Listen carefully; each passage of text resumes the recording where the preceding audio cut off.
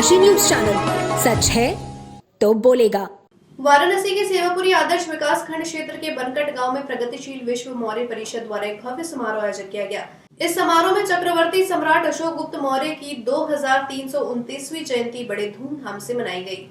समारोह की अध्यक्षता गोविंद मौर्य ने की, जबकि मुख्य अतिथि के रूप में पुलिस विभाग से सेवानिवृत्त खिलाड़ी राम उपस्थित रहे। कार्यक्रम की शुरुआत सम्राट अशोक गुप्त मौर्य की प्रतिमा पर पुष्प अर्पित कर और दीप प्रज्वलित करके की गई। इसके बाद मुख्य अतिथि खिलाड़ी राम ने पंचशील वंदना भी की। खिलाड़ी राम ने समारोह को संबोधित करते हुए कहा, सम्राट अशोक गुप्त मौर्य का शासनकाल 39 वर्षों तक रहा, जबकि मौर्य वंश का कुल शासनकाल 141 वर्षों तक था। सम्राट अशोक का योगदान भारतीय इतिहास में अमूल्य है।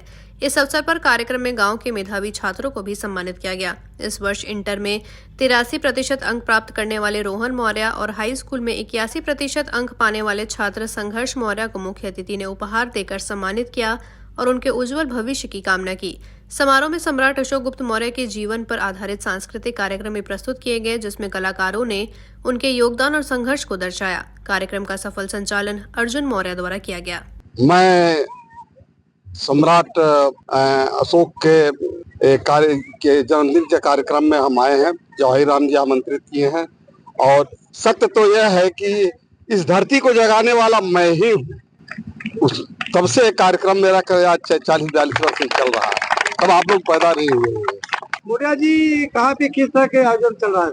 यहाँ साहब सम्राट अशोक जयंती के उपलक्ष्य में इस गांव के लोग उपस्थित हैं, जो हमारे इस भारत देश के शासक रहे हैं और चंद्रगुप्त मौर्य प्रथम शासक रहे हैं। उसके बाद बिंदुसार जी रहे हैं।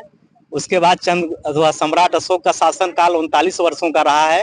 कुल 141 वर्षों तक इस मौर्य वंश का शासन इस भारत देश पर रहा है और हम उसी के वंशज हैं। अब आज इस कार्यक्रम को अपने सारे पूर्वजों के बारे में हम लोग यहाँ विस्तृत चर्चा भी कर रहे हैं।